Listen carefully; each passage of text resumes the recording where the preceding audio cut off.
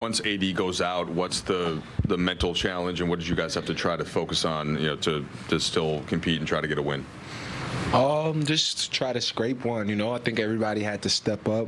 Everybody had to lock back into not having those guys and what we're gonna do from there. So, yeah, just man up. Do you, since with that situation with both of them being out, is it hard to take too much out of it, and just in terms of how you guys played, and if you're hopeful that you get them both back for Tuesday's game? I mean, you asked me about tonight and Tuesday. I only answer about tonight. I don't. Just man up. Dan. D'Lo, you have 4 games left in the regular season, and then potentially a play-in tournament game where it could just be one night, and a mistake or a bad quarter could be the difference between moving on and not. I guess with that being said, the second quarter tonight defensively, what did you see in terms of effort, in terms of intensity? You guys are pretty locked in for 3 quarters. They scored almost 50 points in the second. They scored a lot in the second, you saying? 46. I mean, obviously we didn't do what we were supposed to do, and they did what they were supposed to do. I mean, I didn't see it. I don't really know. We're just locked in, man. As a group, coming off of back-to-back, everybody knew, man up, give it everything you got, and we'll live with the results. Dave. D'Angelo, I think this is the third win the Wolves had over you guys. In your experience in the past, how much did you equate regular season results with postseason matchups? I mean, how much weight do you put into that? Because considering this could be, depending on the way the bracket shakes out, this could be a first-round opponent for you guys.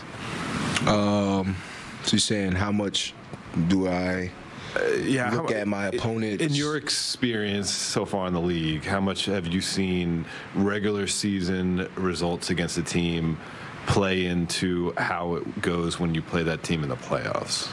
I mean, you definitely got to take it in consideration that the playoffs, add a different element to it and different variables. It's a young team.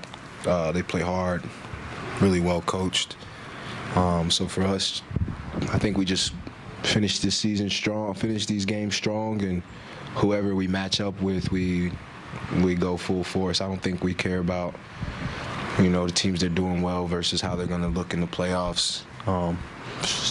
It's experience versus inexperience in the playoffs to kind of get you over the hump. So I like our chances versus anybody. Last 2, Giovanni, and then we'll close.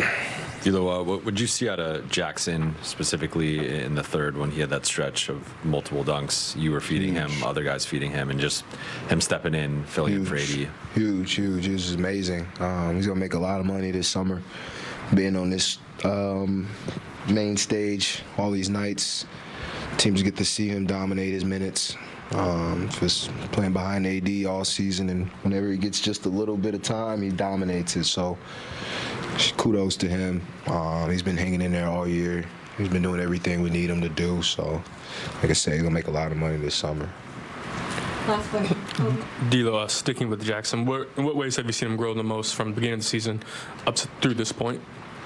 I mean, just playing with high-level players. I think you go from you go from New Orleans. You're playing, with different style and different type of players to come in here playing with. Our 2 best players are very high IQ guys, so you got to find ways to dominate your minutes around them. How do you complement them? Things like that. You may not have ever had to take that in consideration. So for him now to learn on the fly and dominate his short stints and hang in there at the same time with a positive mentality, I think the sky's the limit for him.